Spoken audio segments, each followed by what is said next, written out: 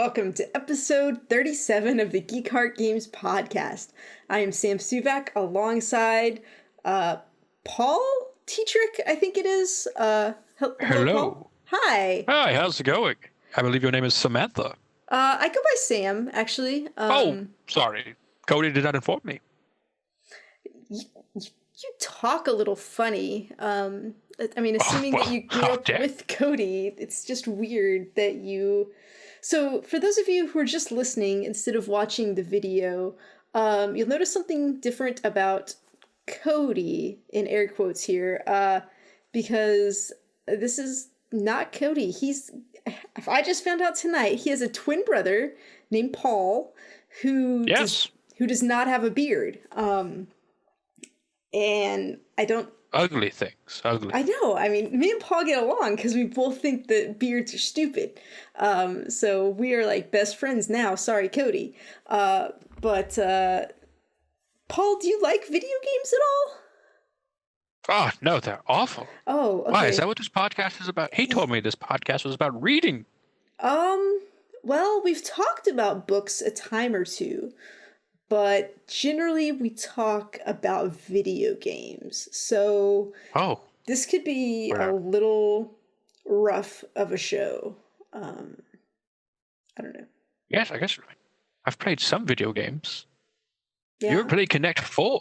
It's a beautiful game. Some people say Connect 4 was the first video game. Oh, I've heard Knitting was the first video game, but who am I to know? All right. I don't know how to end this now. It's gone on for so long. What do you mean, Samantha? This is just who we are. I am Paul.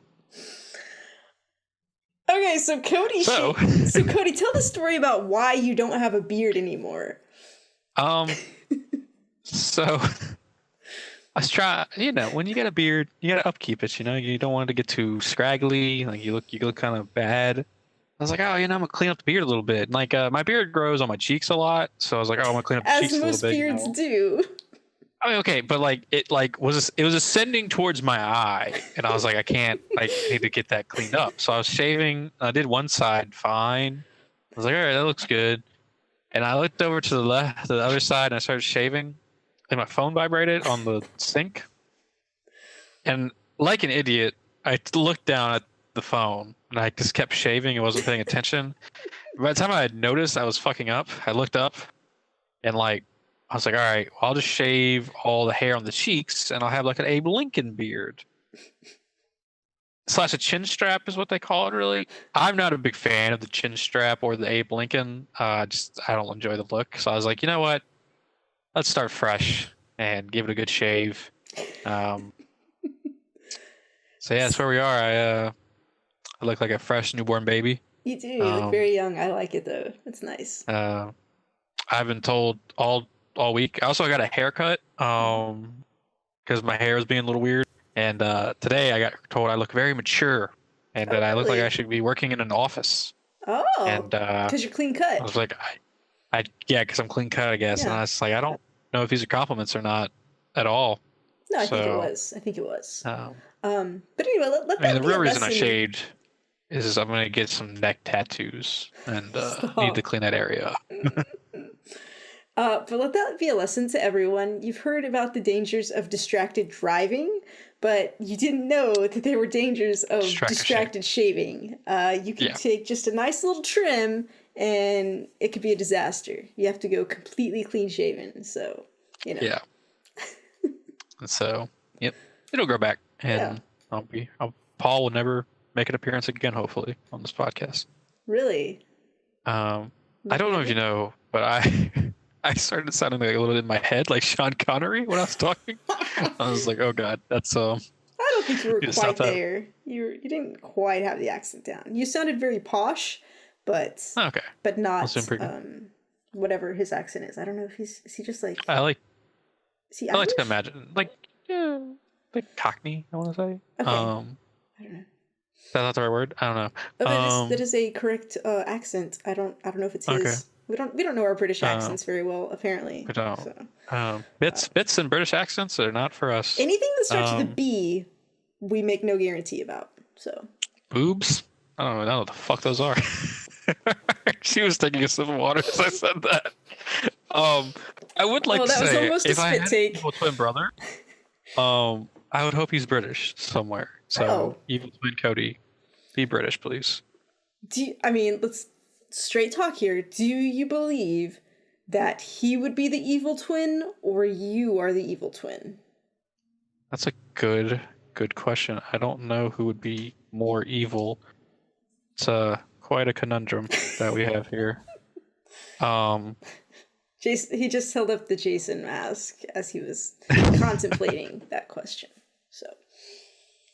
No, I think I'm a pretty good guy. You know, I do the right things in Red Dead Redemption 2. I saved a lot of people. I mean, shoot who needs shooting. You know. You do what you got to do. Yeah. All right. Fair enough. How about you? If you had a twin, would you? I mean, you know me well enough to know I'm not the evil twin because I need to follow rules. Like, I'm not. Yeah, good point. I don't step outside the law. So no. Good point. Yeah, I'm the good twin. That was we went on a road there, a journey together. We so did. thank you. You stuck. What are we doing? We're doing a podcast, aren't we? Talking about some games, maybe? Yeah, maybe. Okay. We didn't talk about the order, but I'm going to start off with a pretty quick update about Assassin's Creed Odyssey that I was playing on Google's Project Stream Beta. So the first time I talked about this, I was raving about it. It's like how great an experience it was, and it was just fantastic and everything. I've played some more, and the problem with stuff relying on internet is sometimes internet has good days and sometimes internet has bad days. And I've had quite a few bad days trying to play this game. Because it does this little test at the beginning to see if your computer's okay to play it. And it would always say yes. Although actually I did do a test where I got my old laptop out, which was not a great laptop, but I was like, and it would not run on that. But I tried my good laptop at the same time and it would run on that. So apparently it can't run on anything. You have to have somewhat of an okay computer to do this just to start with. But then, like I was playing and there was just a lot of pixelation, and then I got into horrible lag problems, and sometimes the screen would just freeze. And I got so angry because I was just trying to do these fights, you know? And if you don't have your timing down for your dodge and your block, then you're just, it's not good. So that was really frustrating. I got mad. I'm like, screw this. I'm not going to do this anymore. But then I went and played some more to just like see if it got better. And it was mostly better. And I've really been enjoying the game, and I've really liked the story of Odyssey. But I've got to a point where that grind is kicking in, and you have to like work to level up in order to do the main story missions now. And this Google beta gave me $10 of currency to use in game for something, and they have a $10 permanent XP booster. And I think that's stupid, and I don't support that, because just make your game work right where you don't need an XP boost to get through it, right? But then I was like, I've only got till the end of the year to play this, and then the beta cuts off, and you know, I don't have access to this again, and I'm not going to play it somewhere else. So I was like, I guess I'm just going to do it to try to like power through. So I did it, even though I ethically do not agree with them having a pay to XP boosting. So I did that, and I was not impressed still with like how slowly I was leveling up. I was just like, good God, because I started in my next big story mission needed to be level 13, and I was level 11, and I played for like 2 hours, and I only got to like 12 and a half. And I was just like, man, if I didn't have this XP booster, like how long would it be taking then? And that's about the point I got real frustrated, because like I don't want to have to do the grind and level up in order to get through the story. So I don't know. This is probably the end to my Odyssey, unfortunately. But that was pretty good. Yeah. I wonder if like the incentive with the XP boost is to buy it at the start. Because I imagine you get a lot more XP from quests than like killing mobs. Well, yeah. Just on their own. Yeah. Yeah. So That's not maybe the point, Cody. The point is to make your I'm game just saying. balanced enough that you don't need it, Yeah. or you don't feel like it's taking forever to get through that. So yeah, I agree. And I mean, there's things to make money on, which are cosmetics. Like, that's great. Why don't you just stick with that? Don't make your game a pain in the ass to play. Is the short end of that. Yeah. Yeah. I'm a cranky old lady. I'm sorry, I can't help it. But. I do wonder if other people have had issues with the streaming thing. I haven't seen any like reports of it, so but yeah, I mean it is a technology that we're just getting into, so I wonder, not just getting into, but like really diving into, so I wonder if it gets better over time, or if there will always be these issues. I don't know, man. I'm kind of sorry that one, that the streaming thing didn't work out too well, and two, that your odyssey has ended. Well, I knew I wasn't gonna. I mean, that's what happens with me in Assassin's Creed games. I play for a while, and I'm like, yeah, I think I'm done. So it's fine. But it was a good game. I liked Cassandra. I liked where the story was going. I just don't have the patience to go through it, and certainly not with that streaming. So. Oh yeah. Yep. But all right. Speaking of bad experiences, I think. Oh, just like, where is this segue going? I don't have the details. I'm eager to hear about this. So, Cody, you've been playing the mobile game Revolution?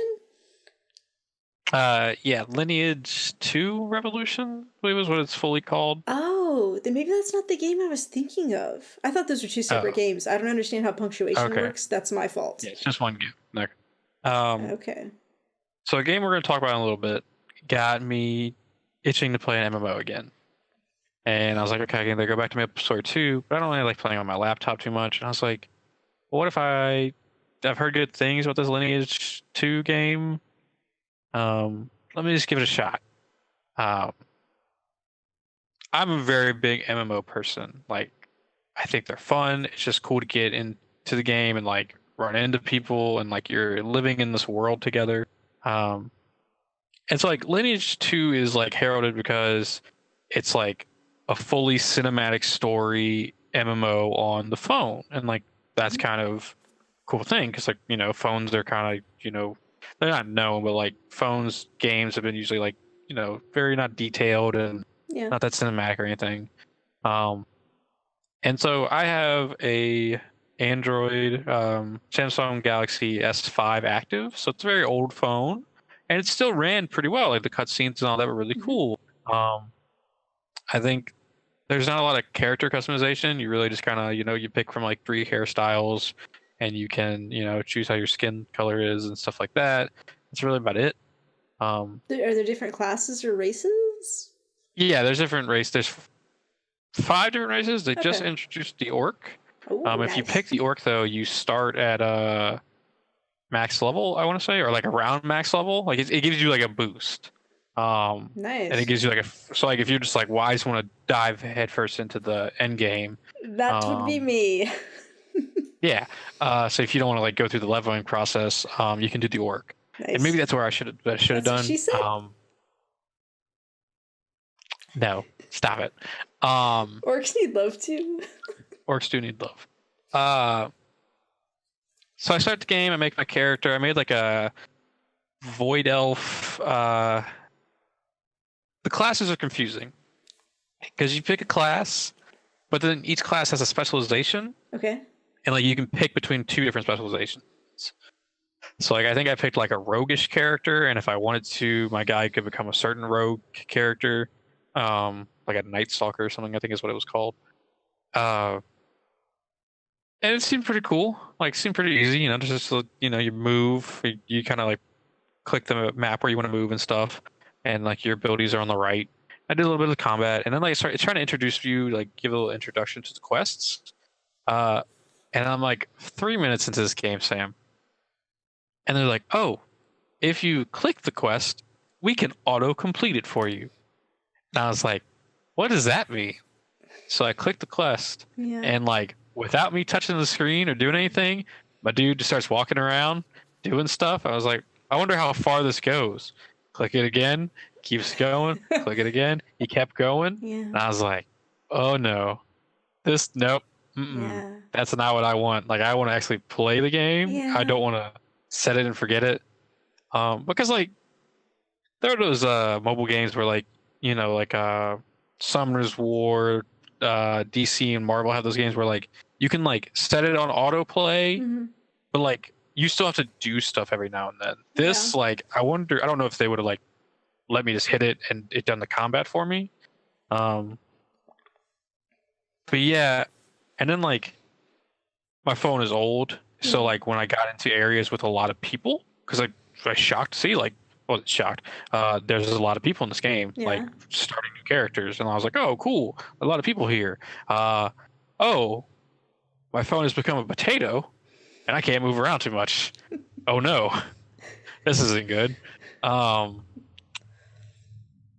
So I do think like this game has potential and is a lot of fun, and I do kind of want to hop back in and maybe just do the orc and be like at a higher level and see how like the end game-ish kind of stuff is. Maybe skip all the beginning stuff, the introduction where it's going to make me auto complete everything. Well, you wouldn't have to auto complete it. You could still manually do it, couldn't you? Or was that the only option? Yeah.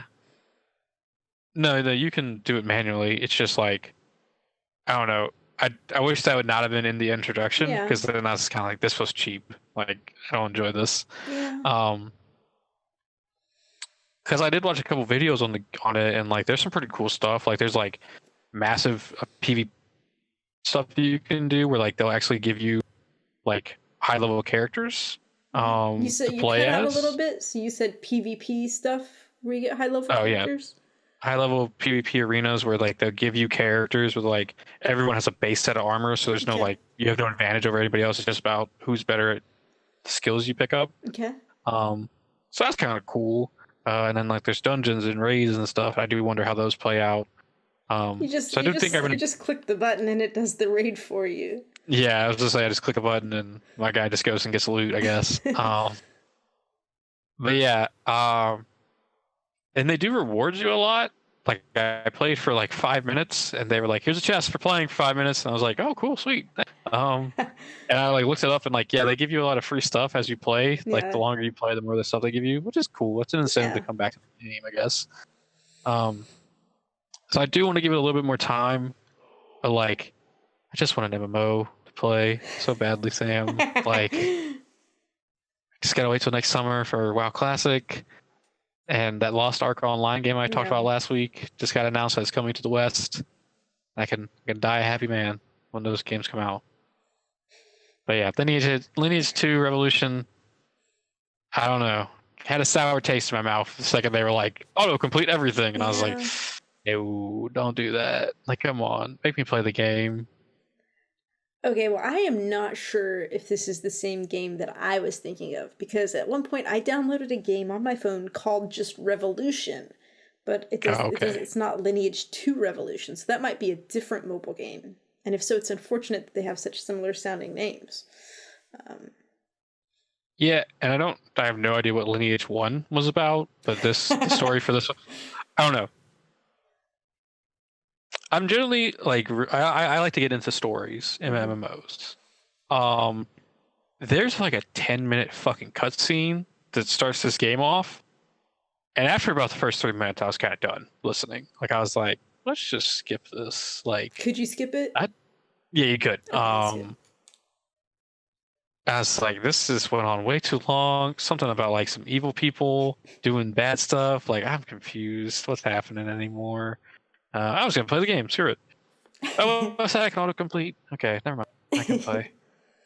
I'm gonna give it another shot, though. I do want to, maybe try the orc and see how I like that. But first experience with Lineage 2 Evolution was not a good one, and so maybe someone out there also plays it and they're like, "Oh no, just like give it some time."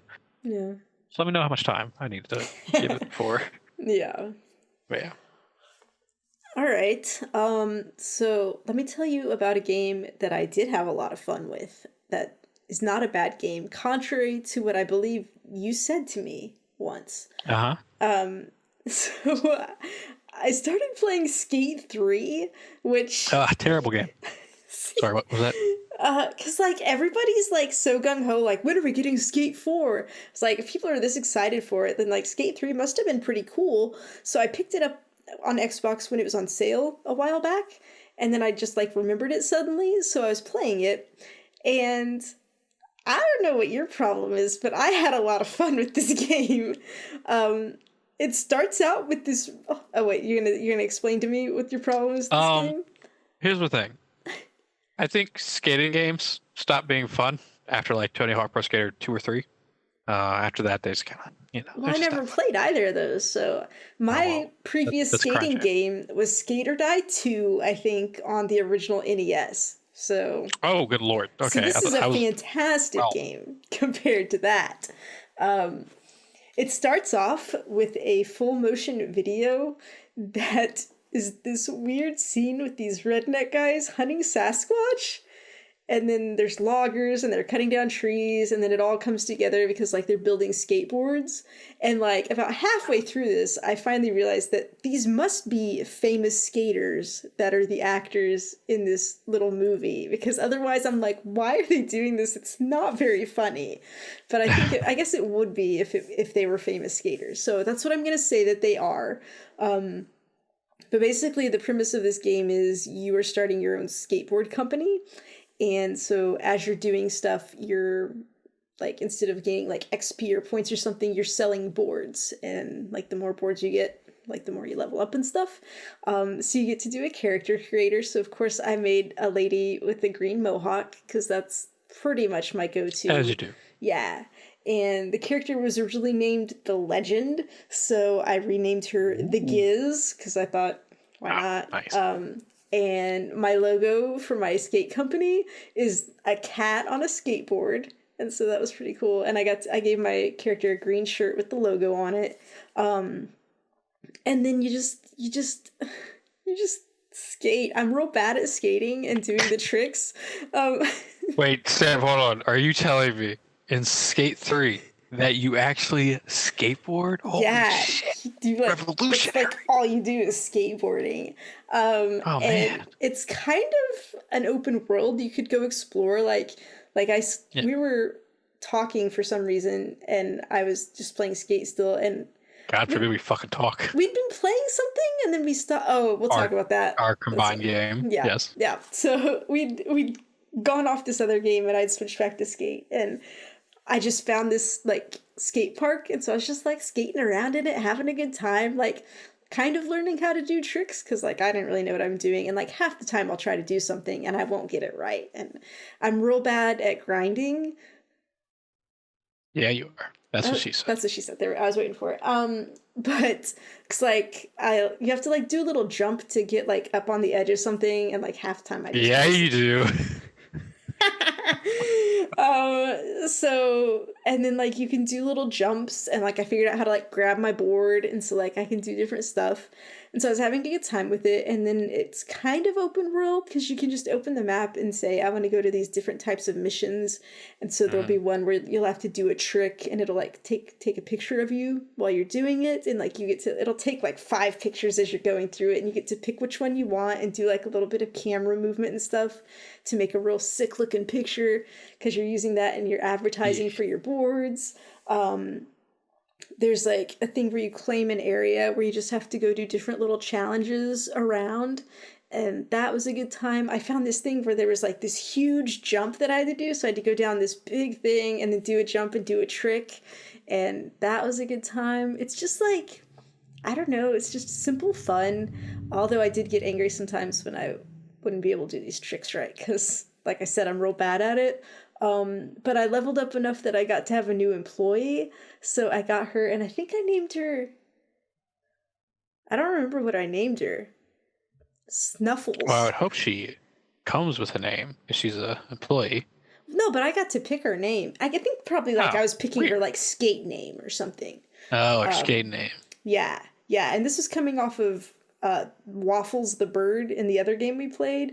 So I just named her Snuffles. I don't know why. It seemed like a good idea at the time. That's not gonna get her beat up at the skate park or anything. She's a badass skater though. And you can like as you go, you unlock clothing and stuff. So I got to make her look real cool. And then there's a thing where like you can call her to come like hang out with you while you're just randomly skating, which I didn't understand. And there's online challenges too, which I didn't do because like I said, I'm real bad at it. But it's just like a fun, easy, like you don't have to like think about it or worry about it, and just can have a good time and relax. So I had a good time with it, and you should, not piss all over it because it's a fun game. Tony Hawk Pro Skater or die. I mean, if I can get that for like free, I'd try it. To be fair though, skateboarding games like are actually just like really, they're just kind of dumb fun. Like exactly. When I got my PS4, I think the PlayStation Plus free game when I got it was either Ollie Ollie 1 or Ollie Ollie 2. And that's like a side-scrolling like skating game. And that was a lot of fun just because it was just kind of like, hey, do this stuff and beat the levels. Yeah. And then like it just reminds me of Tony Hawk, but in like less detail. Skating games they're just kind of stupid fun. Like because I'm terrible on a skateboard in real life, but in the game, like I can do like a fucking like quadruple Healy axe flip cowabunga, dude. Well, good for you. I could not do that. I could just do little tricks on in my Skate 3. But that's back in the day on PlayStation 1, we had a Tony Hawk Pro Skater, and I would spend hours trying to do like stupid dumb tricks and like looking for cassette tapes, I think is what it was back in that game. Oh yeah. I think Skater Die 2 had cassette tapes that you would collect maybe. Yeah. Maybe. Just see if they remake the PlayStation 2, they should put Tony Hawk in there, This PlayStation 1 remake's not getting that. It's just garbage. Oh, I forgot one of the other fun things you can do is you do these jumps and you like bail off your board and you control your crash. So you can do like a cannonball to the ground or like spread eagle, and like you're supposed to like break bones and just destroy yourself. Okay. I don't know why that's a thing, but it was fun. I enjoyed it. Why not? Why not? I mean, these skaters are crazy, but yeah. So that was a fun game that I played because we tried another game and we did not have a good time with it. Cody, why don't you tell us about Black Desert? We played the beta this weekend, and you'd been excited about Black Desert, right? Yeah. So like we talked about earlier, so we played Black Desert, which is an MMORPG. And so like this is my genre of gaming. I love it. So Black Desert Online was on PC for a very long time. And two things that this game came known for was A, their graphics. It's a stunningly beautiful game on PC. And two, it's a PvP game. So like there's not really any like raids or dungeons. There's some like open world bosses where like you can like go out into the world and like summon big bosses to fight, but mainly this is a PvP game. So I was a little skeptical back to that because like in MMORPGs, PvP is not my thing. I like the dungeons and the raids. But I was like, let's give it a shot. Like it sounds like a lot of fun because like. So you'd never played it on PC? You just heard about it? No, because like it's so graphically intense that like my laptop could not run that. Did you just say that and I just missed it? No. Okay, I was like, did he just say that? Don't worry. You said something about graphically intense. Guys, like, Sam was a little tired today, so we're doing our best here. We're doing our best. So I played a little bit before you did. So like my initial reaction. Can I tell the story real quick? Because he texted me in the morning and he was like, I'm in the, was it Glish? I'm in the Glish server. So if we end up playing together, I was like, oh, okay. But I didn't see the in. I just read, I'm a Glish server. And I was like, what the fuck is a Glish server? This sounds like an amazing class race combo. Like, this game's gonna be awesome. And then I loaded up the game and it's like, pick which server you want to play in. And it's the Glish server. And I was like, oh, I feel really stupid right now. So yeah, like I think all the servers said they're pretty full because like I guess a lot of people were playing this beta, so that's good. Good for them. So I made a class. I made like I think it's called the Barbarian. It's like my go-to. I just make the big dude with like two-handed axes. Yeah. And Um,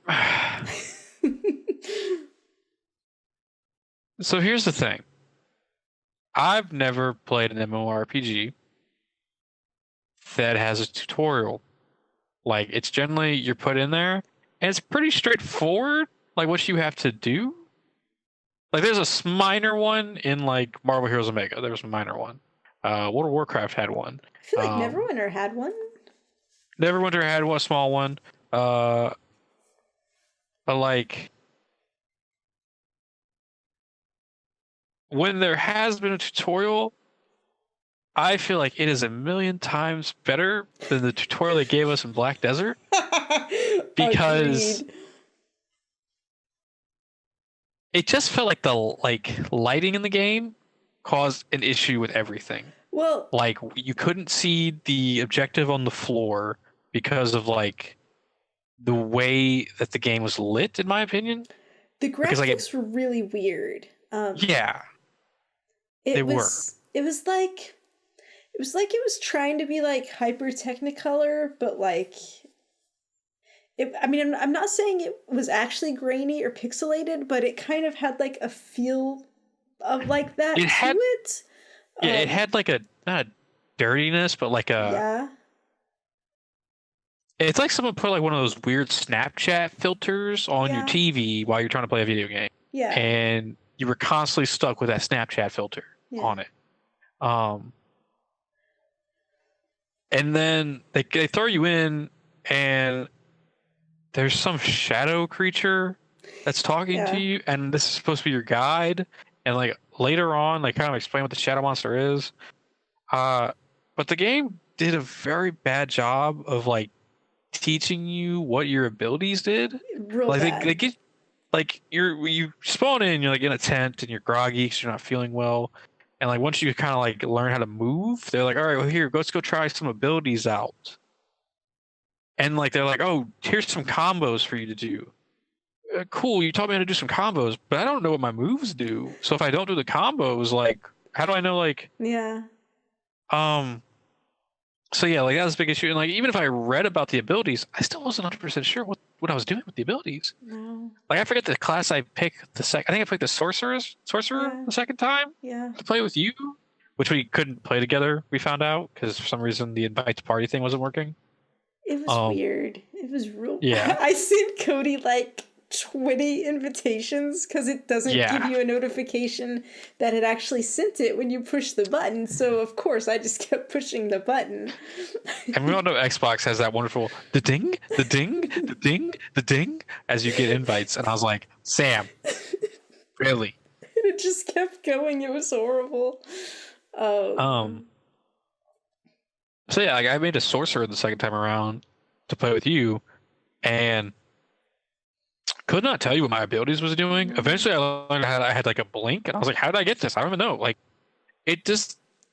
And you could pull up a screen that would list like your skills, but I wasn't clear. I'm like, do I have all of these skills? Because it seems like way more than buttons I have for, and like it didn't explain exactly what they were or how to use them. I was just like, I don't know what's happening. And like I had some issues with like everything on the screen was bigger than my TV could handle. So like I didn't know if like is there a bar? Because most MMORPGs on console, they have a bar where they show your abilities and they show if there's a cooldown for them. Was that on there for you? Was your TV like aligned properly? I remember you talking about that. I don't remember if I had a bar, but I feel like I would use an ability and then like just to the side of my character's body, there would be a small little square with a countdown for the cooldown. But I don't remember if there was like a slot showing all of my stuff like the way you would in Neverwinter. Yeah. So I just feel like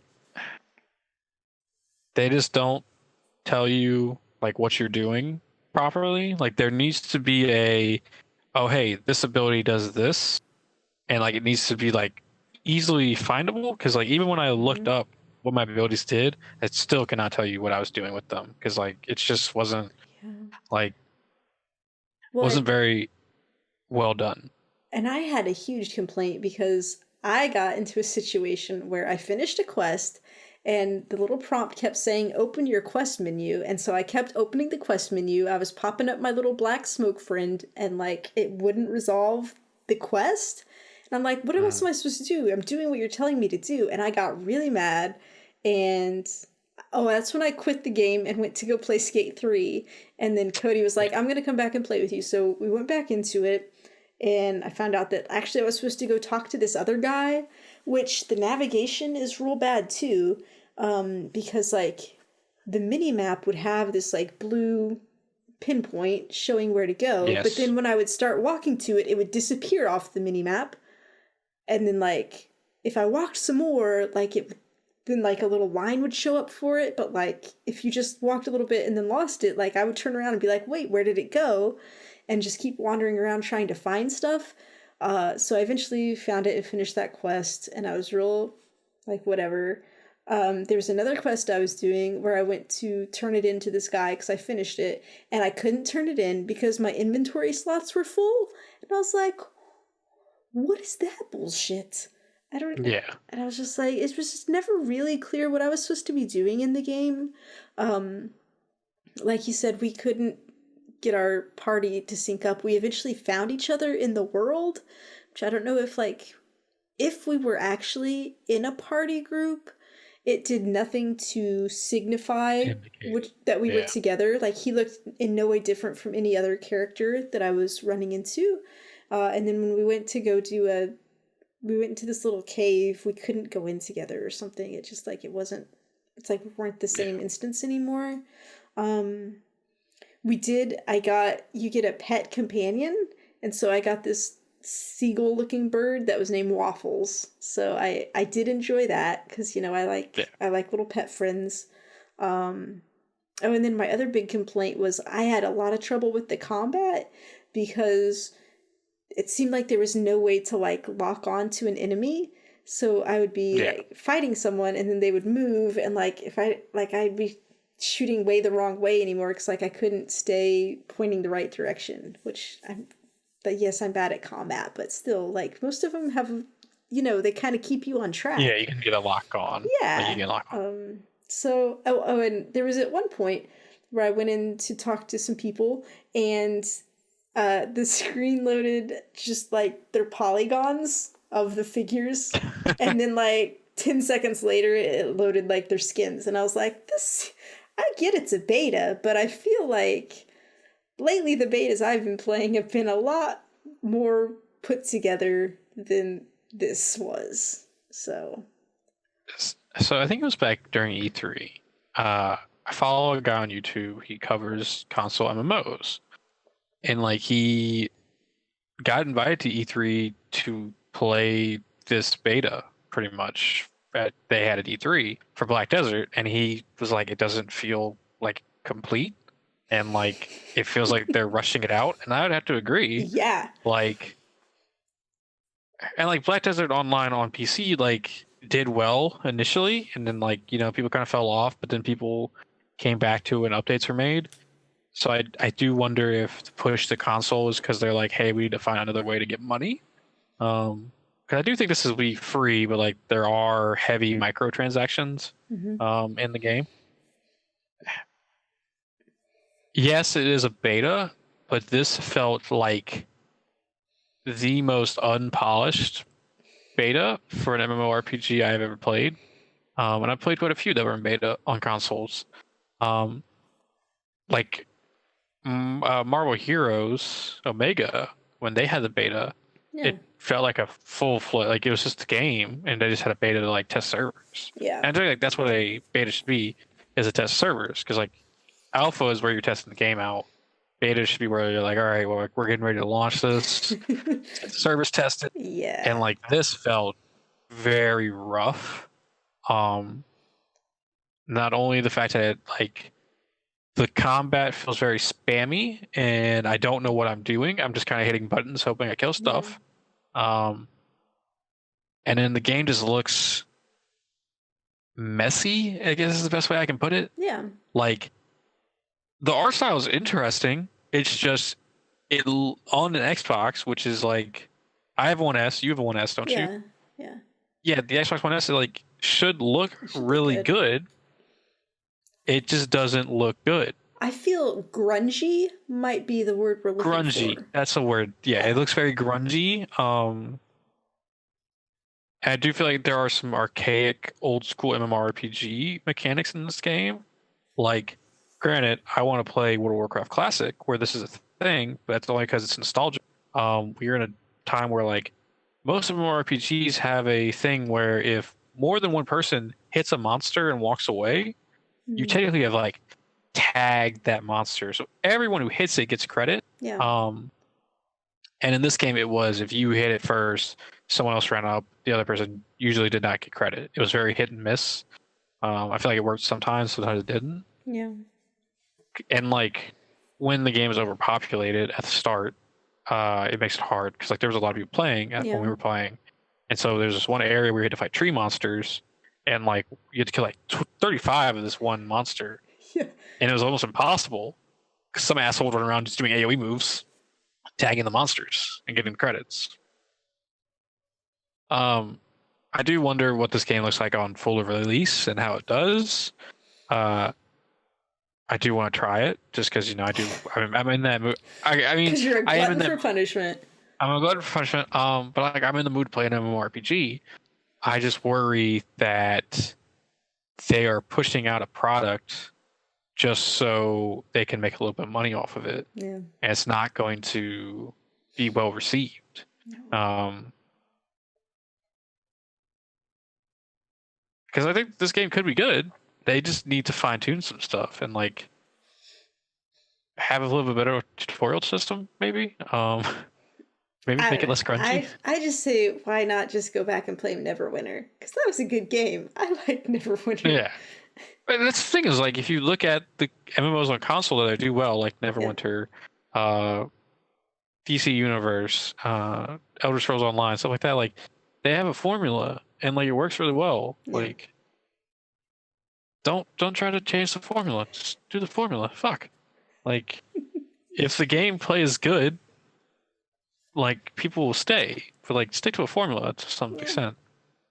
But yeah, like, I just hope that if you were really excited for this, that maybe you enjoyed it. And let us know, like, if you had fun with it, if you understood what was happening, like, let us know. Maybe we're in the wrong. I don't know. I just felt like, as someone who loves MMOs, this was not a beta that impressed me at all. Like, I was very like, wow, this is not good. So, but yeah, can't win them all. You cannot. We tried real hard. That's fine. Okay. Let me try to give just one more quick update. I know we've talked about Tetris Effect for 3 weeks now, but I bought the full game and I started doing journey mode because, I was just like, man, I love this whole experience. It's so calming. It's so relaxing. I ran into, once you get into it a bit, it does this thing where it ramps up the speed like a lot, and then it gets really hard. And I was like, I was freaking out. I'm like, this is not okay. This is not my calming, relaxing game. This is really stressful. This is not fun. What's happening? I got really mad, Cody. I was like, this is not the experience that I was led to believe I would have from the beta. So I was mad and I kind of stopped playing Tetris for a while. And then I went ahead and got the VR helmet out because I'm like, I need to go ahead and try it in VR. And it's pretty cool in VR. I do think if you're playing that way, I probably need to go in and turn down like the brightness of stuff because like it was getting a little overwhelming having it all right there. Yeah. But this stuff and like the particles that are floating around and it just like moves right at you. It was really cool. It's a good experience, which I need to go back and do some more of that. But yeah, I was getting to the point where I was kind of rage quitting Tetris because I was getting so mad about how fast they were speeding it up, even just on beginner. But then once again, I was listening to the optional podcast and Paul is just, totally in love with Tetris. And he mentioned the zone mode, which is available. on Tetris, and I'd heard about this before, but I just hadn't thought about it. And apparently the zone mode is you build up this meter and then you can activate it, and it kind of freezes the screen, and you have time to just move stuff around, and like you can make lines, and then they like move stuff down and like move all the other stuff up, so you can like clean up stuff if you've got gaps, and it really helps you out. And I was like, oh, I should probably try that. So I tried it again and used the zone mode, and I immediately got past the part that I was having problems with. And I was like, oh, so they made it tricky, but they give you a way to get through it. So I was like, I'm so glad that I found out about that and like gave it another go. Because then I started having fun with it again, and I ended up making it all the way through the journey, which is like kind of the story mode. And I have to tell you, there's like every time a new level would come up and a new song and the music, like I'd be like, oh my God, this is like my favorite song. This is so great. And like, because all of them are so neat and they're so different. But then you get to the last level, and through the first level, every time you just had to clear 30 lines to get through it. And so this last one, it pops up and it shows me that I have to do 90 lines. And I'm like, oh no, this is going to be tough. I'm like, I'm probably not going to get through this the first time. It's fine. I'm just going to like go through and, you know, do my best. So I'm going through, and this song that plays during the last one, it's so great. Like I should have written down some of the words. But it's like, what are you afraid of? Like, I'm here with you. You can do this. Pretty much like, I'll help you see the person that you have always meant to be. It's like, it's just so encouraging and like kind of telling you like, you can do this. You can get through this. And I got through it on my first try, and I was just like, oh my God, this is so awesome. And it's just such a great feeling to go through and do that. Like, this game really makes you feel in ways that you would not expect a Tetris game to make you feel. So I had a blast with that. I went through and did some of the effect modes, and it has these little playlists for, I think, water, wind, and world, and you just play 4 levels, and they are super chill. They don't do the speeding up. So like, if you want that just cool, relaxing, whatever, like, it has the modes for you to do that, which is really cool. I've been having such a good time that I've started the journey mode again on normal. So I'm like, hey, and I'm more than halfway through, and I'm like, this is all right. And like, it starts speeding up, and like, I do think I've gotten better at it just from repetition from playing, but also I've achieved a place now where I don't automatically freak out when it starts speeding up. I'm just like, okay, it's speeding up. I can handle this. And what it does is like, it'll speed up for a while and then it'll come back down.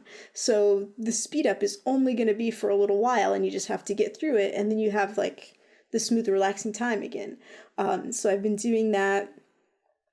I don't know, man, this game is so great. And like, I've had a lot of stress this week.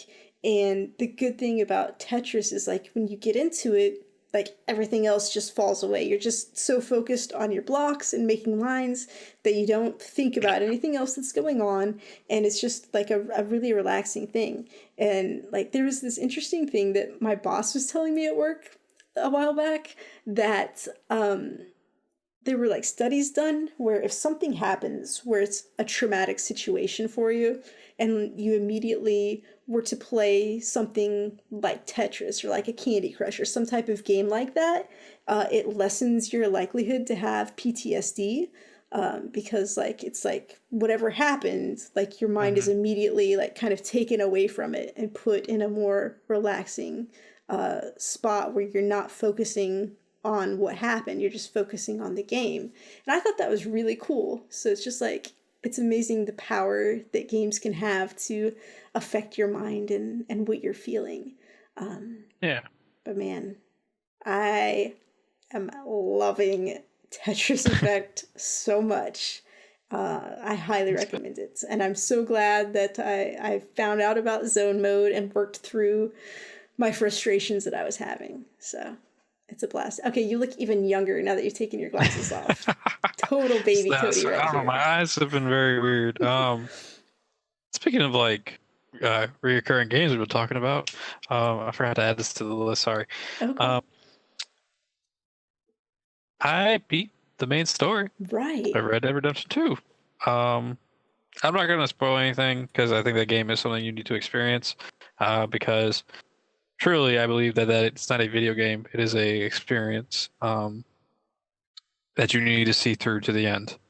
I will say, I put it in our Discord chat. There are very few games that I wish could be erased from my mind that I didn't know anything of and go back and play fresh. That is one of those games. It is very telling that about 2 months ago, I was like, I really don't care about Red Dead Redemption 2. And now I am like, man, what a story that told. And now I'm going back and I'm doing like just exploring the world and I'm having a blast. Like I just go in and I play a couple hours and I just finding really cool things.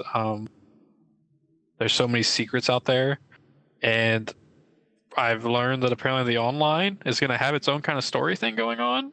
Oh. And you can also form like a posse or your own gang. The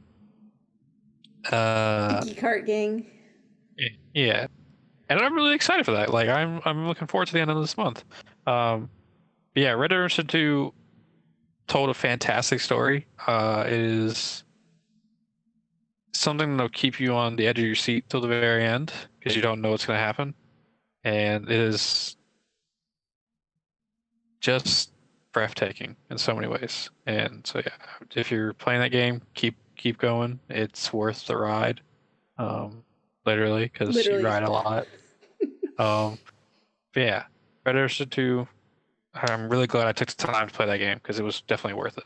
So yeah, it's awesome. I'm happy for you, and I'm glad that you got so much enjoyment out of it. I hear everybody like so just in love with it, and I'm like, man, I wish I could feel that, but I don't have the patience to do the work. Oh, it's a very long game. Like, I took a vacation last week, and that's all I did was play it. So if you don't have a lot of time, like, it is going to take you a while. So yeah, especially because there's so many games coming out. Yeah, I've reached that age where time is my most precious commodity, and what I do with it is like, I don't know. I know you have to invest sometimes to get the good return, but I just want to have simple, easy fun right now. So yeah. What can you do? And I mean, Cody did go ahead and tell me some of the stories because like I'm like, I don't think I'm gonna play it. Go ahead and tell me, and it sounds really cool. I have been debating like, hey, let's do a spoiler cast where like you can ask me questions and I can just gloat, like not gloat, but like gush about the ending. Yeah. I'd be down for that. So maybe we might end up doing that. But I'm definitely going to play Red Dead Online, and hopefully I'll fall in love with that. Maybe we'll see. Stranger Things. I'm interested to see what they do with it. It's gonna be cool. The issue is like we are halfway through November, and it's supposed to launch at the end of this month, and they haven't given us full amount of details. Like there's been some like leaked details. But yeah, like it's kind of like, hey, maybe something would be nice. But yeah, I don't know. There's a chance that I'll love online so much that it'll make me go back and want to play the story. You never know. Will it? Probably not, but it's possible. Probably not. I'll say probably not. Anything is possible, Cody. I could spontaneously grow a beard right now. It's possible. I wish I could do that because, like, do you want to have just a really, really quick Destiny download? Oh yeah, sure. So the Thunderlord quest is here in Destiny. So there are 3 steps. The first 2 are pretty easy, and then this one has its own mission. Let's talk about how fucking easy this is, okay? Right? Because I was playing earlier today with Jess on PC. I'm like, yeah, we'll do this. It'll be great. She's already done the first step where you have to collect the journal pages. I had not. And so we're doing all this stuff with Taken, and I am not getting any journal pages. I was so pissed. Like, I don't know what the deal is. I was killing yellow labeled enemies. What? If you go to the Cryptarch, you can buy 10 engrams from him. No, I found that out. Yeah. So I have homework that I'm going to try to get these journal pages, and then if not, I guess I'm just going to spend all my legendary shards to get these things. But it's worth it because Thunderlord, whoo mama, I like that gun. I wasn't excited about it. I didn't know what it was. I was like, whatever. But now once I got it on PS4. I love it. Oh, I'm so excited about it. Yeah. So when the Festival of Lost happened about 3 weeks ago, they had been like, hey, at the end there's going to be this murder mystery quest about like a certain character. So Master Ives was the Cryptarch in the Reef from Destiny 1. And we find out he's been murdered by the Fallen for some reason. And so like past 3 weeks, Amanda Holidays had a quest. And like the first one was like, go get these journal pages. People found an easy workaround where if you just go buy 10 engrams from Rahul, you get the pages. Next week, she's like, hey, go check out these lost sectors on Earth. Because like stuff's going on. And like the last lost sector you go into, you find a teleporter, and Master Ives' cloak is hanging on the teleporter. So it's kind of like, oh, hey, this is them being like, yeah, we killed your guy. And then this week she was like, hey, go use that teleporter and go find who killed Ives. And so if you go into the teleporter, which if you would like to see this like fresh, probably skip forward because you do go back to a certain place from Destiny 1. Skip forward like 5 minutes. Yeah. So you step on the teleporter, and you go back to the Cosmodrome from Destiny 1, where you get revived, and they cue in. Yeah, for the first time. They cue in some music from Rise of Iron, and I got goosebumps listening to the music. It's been a while since you got goosebumps. Yeah, it's been a while since I got goosebumps. Like, but the music hit, and I was like, oh shit. This is the fucking music that played when I first played Destiny. Oh, this was amazing. Like, oh, so excited. And like, so there's like falling around, and you can actually like kind of walk around, and there are certain cars and like areas you can scan, and like Amanda Holiday will talk to you about the stuff. Like, oh, hey, this is where you got resurrected first time. Oh, hey, there's that the bridge. It's like a death zone over there now. Like, we can't go anywhere near there. And like you can kind of just walk around and explore the Cosmodrome a little bit. Ultimately, you end up going in to where the first mission of Destiny was, and you find this giant fallen guy. And if you kill him, Mando will be like, "All right, come back to the teleporter. You can kind of look around a little bit more, but this is the last time you ever go to the Cosmodrome because Zavala has quarantined the zone for a certain reason. We don't know why yet. I think maybe in the Black Armory we might find out why. And so you can walk around. I didn't find anything else. I walked around for a good while and just didn't find anything. Oh, I Googled it. And then when you go back, so. Oh, you Googled it? Yes. I wasn't going to just walk around. There was something. There were these pikes under tarps, and then there were these pipes far on the left that had some stuff. It wasn't too exciting. And if you go back to see Amanda back at the tower, she has one last engram from Master Ives. And if you go decrypt it, you get the Thunderlord. Thunderlord. The first heavy machine gun in Destiny 2. Because they're coming back with Black Armory, so there will be more coming soon. Man, does this thing destroy. It's great. So now, first off, like the main perk is that when you get a kill with it, it calls down a lightning strike from above. And it will hit pretty far around. So like if there's a big group of enemies, you're going to destroy it. The kind of second, like exotic perk is the longer you hit an enemy, the lightning strike will keep coming. So like you don't have to just kill stuff, you can actually keep shooting, eventually lightning strike. And then also it has a perk called Feeding Frenzy, where the longer you shoot, the faster it shoots. So like if you can get behind like a Titan's little rally barricade and shoot for a long time, it's gonna just be pumping out bullets. I'm liking it a lot. It's kind of nice to like, because like kind of like the past few weeks I've been like, man, the only exotic heavy I use is Whisper of the Worm and Sleeper Simulant, and it gets kind of boring. Yeah. So I was like, I just want something new. And so when I started hearing like rumors like, hey, we're gonna get Thunderlord, I was like, yes, something new to the game. I'm so excited. Um, so yeah, like it's a blast. Like we did a strike last night, and we got to the last boss, and I just like had like maybe half a clip. I looked at the boss, started shooting, and before I knew it, it was dead. And Sam was like, "Was that just all from the Thunderlord, Cody?" And I was like, "Yeah." It's awesome. I mean, hey, I'm not complaining. Yeah, it's a lot of fun, and like I've been like reading up on some like there's a perk called heavy lifting where when you get heavy kills with your heavy gun, it gives you super energy. Nice. And so like people will do is they'll pull out Thunderlord, have that perk on, and like in Gambit, you just kill all the little ads and you get the super so quickly. And like people get like usually like 5 supers in one round. And like that's like holy crap. Yeah. So you're loving the Thunderlord, and you're definitely gonna. Yes, like I was like, what's a machine gun? Because like I haven't seen them in Destiny 2, so I didn't really have any idea what it was going to be like. But as soon as I started shooting it, I was like, oh my god, I love this gun, and that's why I wanted to do it on PC so we can get it for Just 2.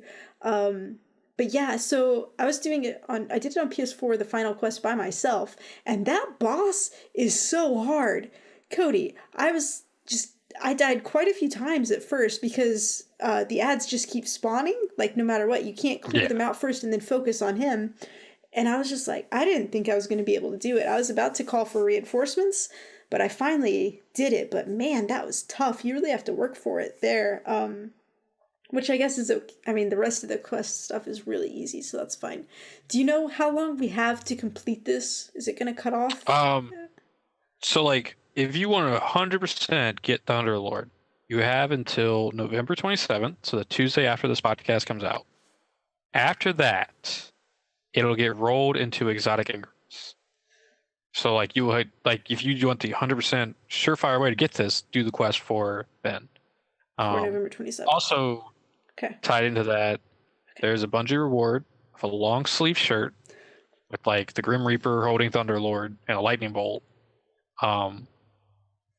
That you can go buy for $30. I don't think I'm gonna buy the shirt because first off, I don't wear long sleeve shirts ever. I don't wear long sleeve shirts. Also, like it's a cool looking shirt. Like I like the design on the chest. They put the weapon perks on the arm, and like I just don't know how to explain that to someone who asks. Like, 'cause they can be like, "Oh, that's cool, like pattern on the shirt." I also think it glows in the dark because I was watching something. It's just like, well, what's on the arm? And be like, weapon perks. And it's like, how do I explain that? It's whatever. It's a cool looking shirt though, but I'm just like I'm real tired of Bungie sucking my money away. So it's whatever. It is. I mean, good for them, but yeah, it's fine. The other thing is also on the 27th they're going to release a they call it a ViDoc, a video documentary about Black Armory, detailing everything that's coming. Kind of wish they would have done it this week because like it's coming on, like the DLC is coming on December 4th. November 27th is when we are leaving Season of the Outlaw and moving into Season of the Forge, which will run till March. And I don't know, like I just want to know some stuff by now because like I haven't fully bought the annual pass. I know I'm going to because Destiny is killing it right now. It's just like I would like I'm going to know.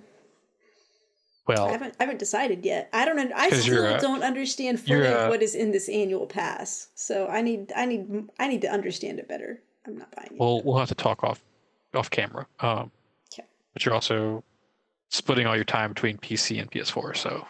I just said that this is like the first time in like a month I've played on PC. I can't help it. Yeah. I can't help it. Okay, moving on. Let's talk about XO18 that happened last week, which I think there's debate. Like, I think it's like 2018, but like the X is a 2, I guess. But like, I like to think of it as like XO, like if you're signing a love letter, hugs and kisses, it's like XO18. It's like Xbox loves you guys. I don't know. So yeah, I think that's probably what it was. But anyway, definitely. Let me tell you, it was So they had a fan event, I guess is what you call it. Yeah, it's a fan event. Yeah. And let me tell you, this was in Mexico City. And these fans were so gung-ho about Xbox. They were such a lively crowd. Like, I remember watching stuff from E3 where these publishers would have these crowds that were just sitting there like, whatever. But no. These Xbox fans, they were like jumping around and screaming. They were having a good time. So they had some cool announcements. I was excited about some of their Game Pass announcements because they announced that Hellblade Senua's Sacrifice is coming to Game Pass.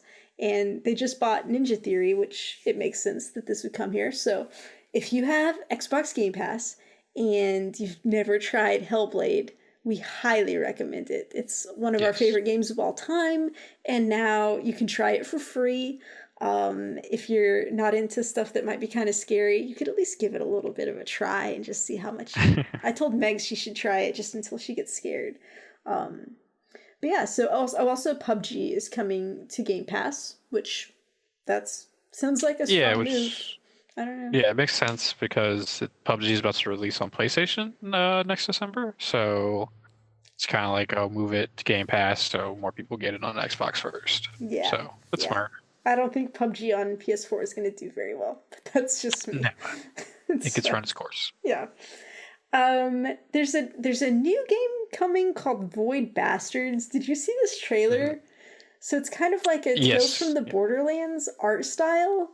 And it's a shooter, it seems like, and I don't really know what's happening in it, but it looked cool, and it'll be debuting on Game Pass. Also, Ori and the Blind Forest is coming, and Ori Will of the Wisps, when it is released, will be a day one Game Pass, which I thought that was pretty big news, because I don't know who develops that. Are they owned by Microsoft? Do you know? Yes, I believe so. Okay, well then I guess that makes some sense then. But those are beautiful games that I've never played because I've heard, well, the first one's the only one that's out yet, but I've heard it's like really hard sometimes and people get mad. So I didn't want to invest money in it, but since it's going to be on Game Pass, I'm going to try that out. I'm real excited. Were there any other Game Pass announcements that you were excited about? Yeah, even though the trailer I didn't enjoy, I think it's really cool that Thief of Thieves got dropped on there. Yeah. That's based on the comic book by Robert Kirkman, which I never realized Robert Kirkman wrote that. I was like, oh shit, what? So yeah, that's really cool. You know, just a cool little comic book video game that came out. And the first, I think it's an episodic game. So, yeah.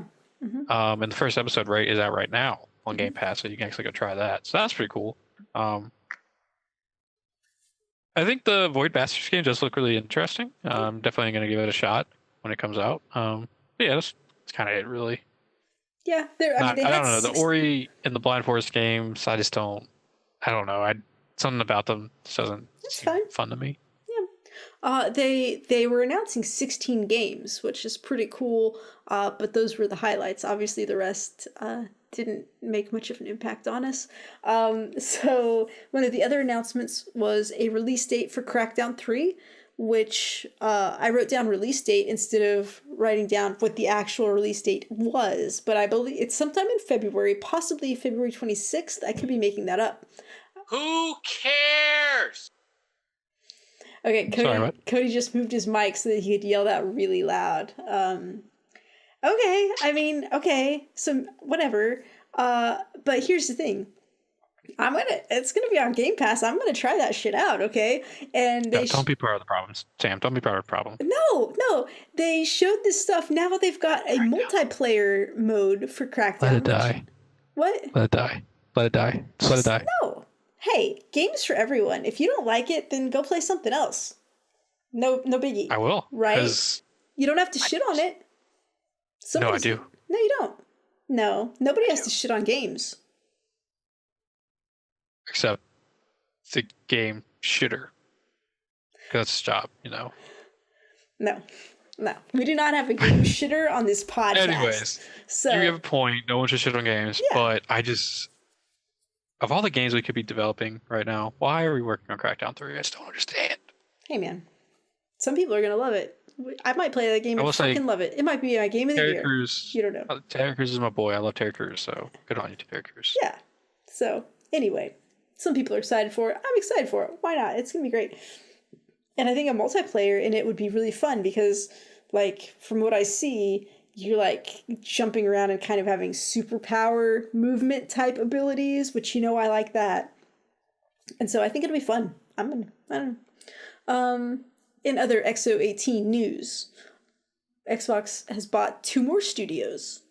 In Exile, which makes games like Wasteland and Bard's Tale 4, and Obsidian made games like Knights of the Old Republic 2 and Fallout New Vegas. So these are both like RPG games, so people are pretty excited that they're expanding their horizons and there could be a really cool new RPG game on the horizon. So but I definitely think they need it's good on Xbox to be buying these companies so they can get exclusives because I think the big issue is that they've kind of been doing better about it, but at the start of the console generation, Xbox definitely was lacking in the console exclusives that were bringing people in. You look at PlayStation, we've had Horizon and Spider-Man, and we have Death Stranding coming out soon, Last of Us Part 2, and Did you say God of War? God of War, yeah. These big story-driven exclusives to PS4, and then you look at Xbox, and it's we had Sunset Overdrive, kind of it. So it's important that we it's good for them to really be working hard on these exclusives. So good job on Microsoft and Xbox. I think we're gonna see some cool stuff, especially when we talk about a certain news article later. Let's just go ahead and jump to that. We'll go from one publisher to the next. So, PlayStation announced that they're not going to E3 next year. Cody, what are your thoughts? I was very shocked by this. Because I think we've all kind of been worried a little bit that Sony/PlayStation they're getting that that ego where they're we're bigger and better than all this. And so I'm worried that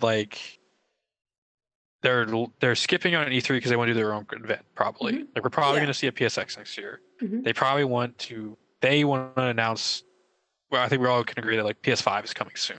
Not next year, 2020 seems like the year.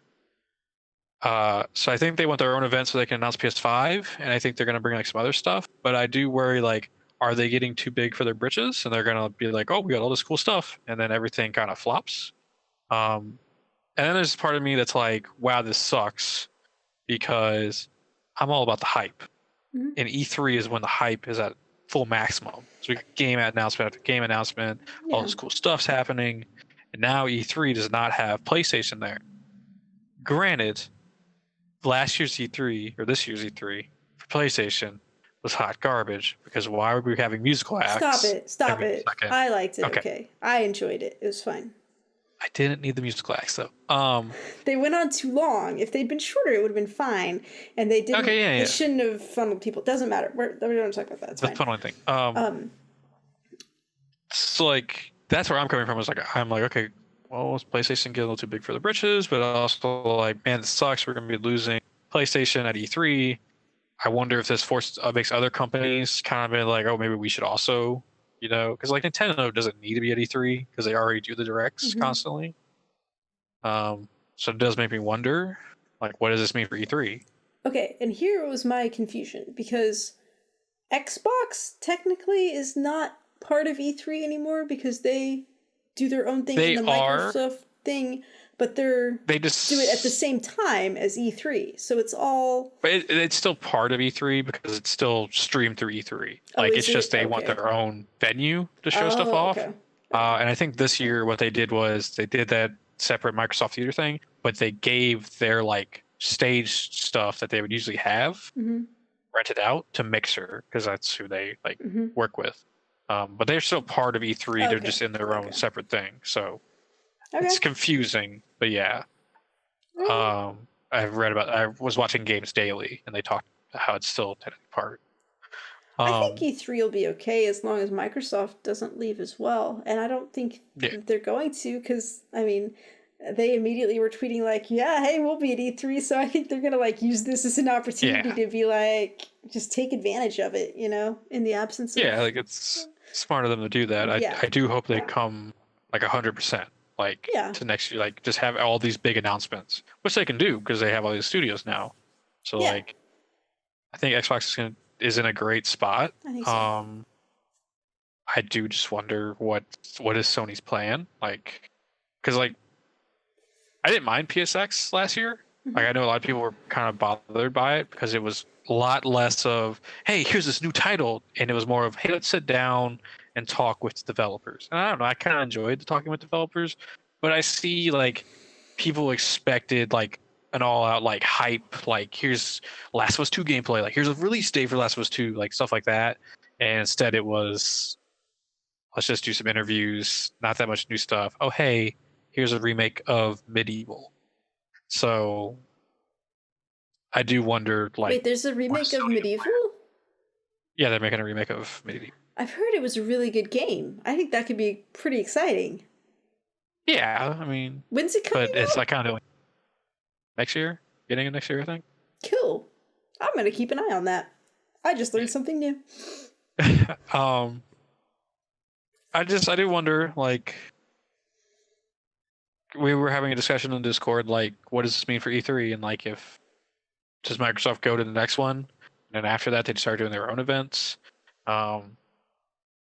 And you kind of feel bad for the people at E3 because, like, you know, this is a giant expo, and like they just started letting fans in. You know, to move away from like that, this is like an exclusive, like only developers club.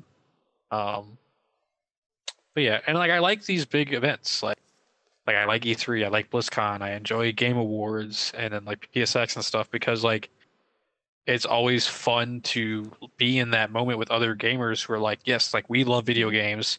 This is like our thing. Like E3 is the time of the gamer because we're getting all these new announcements for stuff we love. And if E3 goes away, like that's it. Like kind of like we don't get a lot of other stuff. Like BlizzCon is really just for Blizzard fans. PSX is only for people who like PlayStation. Really, E3 has always been this like combination of like, if you love video games, there is something for you here from Nintendo, Xbox, PlayStation, PC, Devolver. It's everything. And so if that's gone, it just kind of sucks.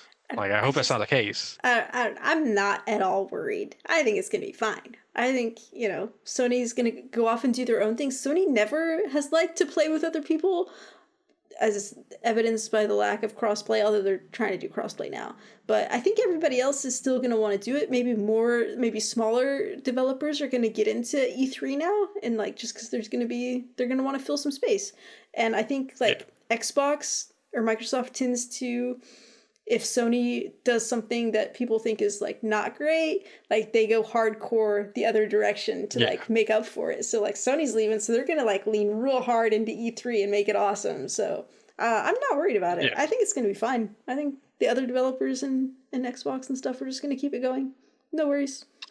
I will say, THQ Nordic, if you ever wanted to have a fucking press conference, E3 is the place. Please tell me what you're doing with these 35 titles. Tell us what you're doing, man. Company. I think this week they announced they got like 2 more studios they bought. It's just like, what's happening? Like, who are you? Who is funding you at this point? I want to know. Who works at this company? Like, how many employees do they have, and what is happening? The public wants to know, because there's like this is like the greatest mystery of our time. Is like what's happening at THQ Nordic right now. So. I don't know. Side note, Darksiders 3 is coming out really soon, and like I have no reason to want to, but like I really kind of want to get that game. Like I'm just like, I don't know. It looks fun. Just to support THQ Nordic. Like, no, just because it make looks that Kingdoms of Amalur game. I should just to be supportive, but it looks really cool. I've never played a Darksiders game. I think Darksiders 2, and I believe somewhere I have access to Darksiders 1. But I'm like, I should just skip those and buy 3. Just, I make bad decisions sometimes. I don't know. It's fine. Okay. Moving on. So this week there was a movie trailer for something that I never thought I would have any interest in at all. And then I watched this Detective Pikachu trailer and I was like, oh my god, this is great. I want to watch this movie. It blew me away. So Ryan Reynolds is playing Detective Pikachu, and I thought he did a great job. I enjoyed him as Pikachu. What did you think, Cody? Uh-oh. No, I loved it. I was shocked. Like I was like, oh man, they're gonna fuck this up. Like this is gonna be Super Mario Brothers movie levels of bad. Because it's live action with CGI Pokemon in it, and it looks fantastic. They've done a great job of mixing them. Those Pokemon look amazing. Oh my god, when they showed like a pack of Bulbasaurs walking, I almost cried. Because Bulbasaur's my favorite Pokemon. Yeah. I was like, oh god, like the tears are about to form. It's amazing. Like, it looks so good. I was like really shocked how much I am looking forward to this. Because like Pokemon look good, the humor is amazing. Ryan Reynolds kills it all the time. Yes. There seems to be a compelling story with like this detective whose dad went missing. And I like this like kind of narrative they're making where it's like, oh, this is a world where like we live with Pokemon and like they're Pokemon who are detectives because that makes sense. Yes, I'm really interested to see how this goes. Hoping it does well, because like we need a win for video game movies. We've been having like, some decent ones. We got Tomb Raider, stuff like that, but we need a solid one to like really help out the video game movies. I feel like it's Pokemon and it's gonna do great. And like there's kids are gonna love it. They're blow gonna it out of the water. Yeah. My kind of favorite thing is like how people are like, man, it really sucks to live in a world where I can't hug a realistic Jigglypuff. Because, like, I don't know, just all the stupid memes that are coming out of this trailer has been amazing. Yeah. When does the movie come out? Do you know? It's sometime just next year? Does it have a date? Next year in... My head wants to say March. I didn't write down a date. We've been real bad about our dates this time. We have been. Oh, well. It's getting close to the holidays, We're focused on other things like turkey, mashed potatoes, or tofurkey if you're a vegetarian. Sam, are you a vegetarian? No. Oh, okay. I was like, "Fuck! Is this a realization that I've never known? Like you're a vegetarian? I don't know." No, I just like fun food names. I think tofurkey is tofu. Yeah, turkey replacement. Sure. So. We used to listen to a podcast with a dude who was vegetarian. He had tofurkey. Yeah. So, speaking of Thanksgiving, well, we'll come back to Thanksgiving. Speaking of what comes after Thanksgiving, Black Friday. Black Friday sales are coming up. Let's just do a quick recap of what we might be on the lookout for Black Friday. Cody, what are you looking for? So I do think I'm going to end up picking up Assassin's Creed Odyssey because I hate myself and I always buy Assassin's Creeds and never play them. Or if I play them for 5 minutes and they go away. I'm still hoping somewhere I'll find a Spider-Man deal, even though none of the ads have shown up yet with them. I think GameStop hasn't released their full one. They had like the early one. Okay. And I think I'm in the market for a new headset because this one is a little small for my giant noggin. But other than that, I think that's really it. Once again, like Nintendo doesn't have the best deals on their games, so it's like I know there's nothing there I want to get. And then I'm kind of good on everything else. Like there's not any other real games I want to get this year. That it's out already. Like I've gotten everything. So what about you? I'm not actually looking for any games. I'm pretty well set on that because I just have to buy stuff when it comes out. I can't wait, apparently. But what I am looking for, I think I'm going to try to get an Xbox controller because the one that I got with my Xbox has always had a problem. Like when I first got it, it worked fine. But then like after a day or two, it wouldn't sync wirelessly anymore. So for all of time now, I've been doing it wired, which sucks. And like sometimes it'll be like, oh, it's disconnected, and I'm like, no, it's not disconnected, it's connected. And so I'm getting real sick of it. So I would like to attempt to get another controller, and hopefully it'll work better. I have this fear that I'm gonna get it and like it's really a problem with my Xbox and not the controllers, and I'm gonna be so pissed. But you know, I think they're on sale for like $40, so I'm gonna try to get one of those. And then there's a PS Plus membership, a year membership for $40 instead of $60. And mine's not up till September of next year, but I'm like, that's a really good deal. I feel like I should go ahead and get it. And then I'm going to be looking also for Game Pass and Xbox Gold. My Game Pass is up in January, and it's like $10 a month. So I want to get something with a better deal on that. So so those are what I'm going to be looking out for. So. I should also say I'm going to look at some PSVRs because I really want to play Beat Saber out. It's like that game was really fun. So if I can find a decent deal on one of those, I may grab one. Cool. So cool. Yeah. All right. So that's enough about Black Friday. I think we want to end on a positive note. So we were both going to say some of the things that we are thankful for in video games in celebration of Thanksgiving. Do you want to like alternate? Because I think we both have three things that we kind of thought of. And they're probably, knowing us, they're probably going to duplicate, even though we hope they wouldn't. But that's fine. Let's go for it. All right. Cody, start us off. What are you thankful for? In video games, I am thankful for tutorials that are just the right amount of length. Not too long, not too short, just the right amount. Nice. And also possibly skippable. And also possibly skippable, yes. Yeah. Cool. I didn't have that on my list, but I am also thankful for that. What I'm thankful for, you should see this one coming. I am thankful for internet walkthroughs and guides that tell you how to do stuff in games, because I would not survive the majority of games without having the ability to just easily look up stuff like that. I would be stumped and I would get mad and I would stop and never play anymore. So it's been a game changer and a lifesaver for me. So yeah. All right, Cody. Okay. I am thankful in video games for video games that are there to de-stress you after you have a stressful video game. Nice. So, your Tetris Effects. Yeah. Your Beat Sabers, stuff like that.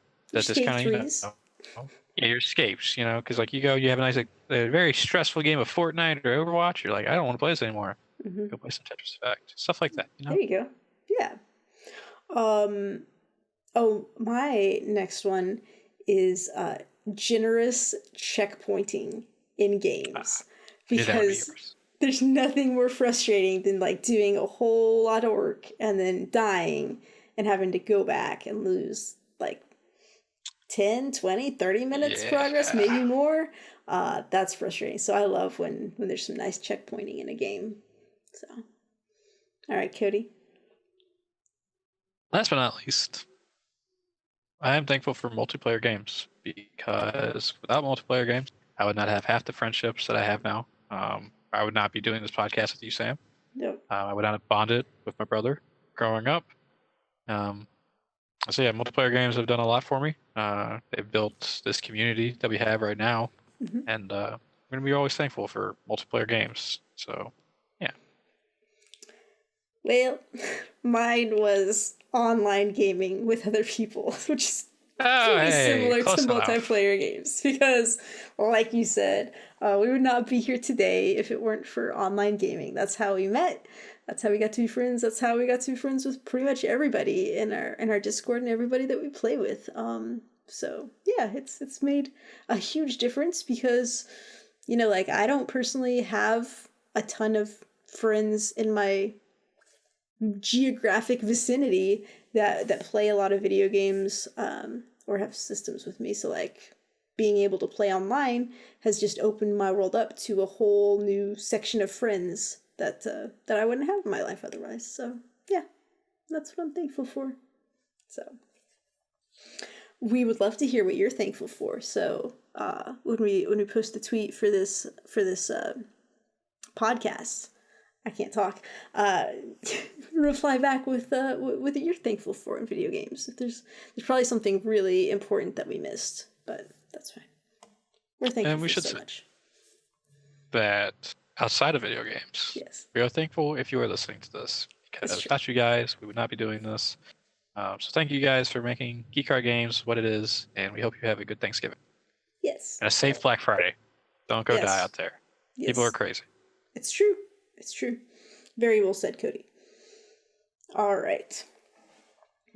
If you want to get in touch with us, you can email contact@geekartgames.com. We're on Facebook and Twitter at geekartgames.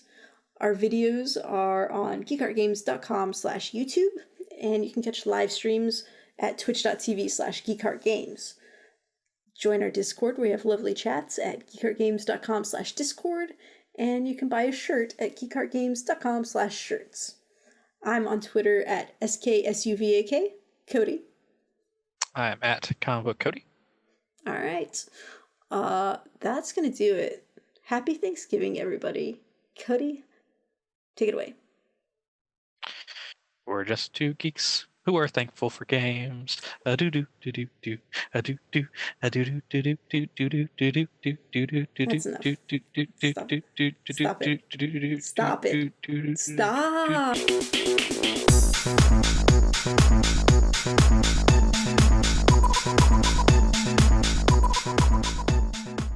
So I don't know what kind of ads run on your YouTube videos before you watch YouTube or Twitch or anything. But as of late, I've been getting these ads for this one app, and it's like a pay me now kind of app where it's like, oh, download this app and we'll link to your bank account and you can get paid now from your check from work. Seems a little scammy, right? First of all. But my biggest issue with these commercials is the acting in them is fucking horrendous. Like, I don't even think they're hiring real actors. They're hiring people off the street. Like, they're like, hey, man, can you act for like 3 seconds and we'll pay you $50? Here you go. It's probably somebody's brother.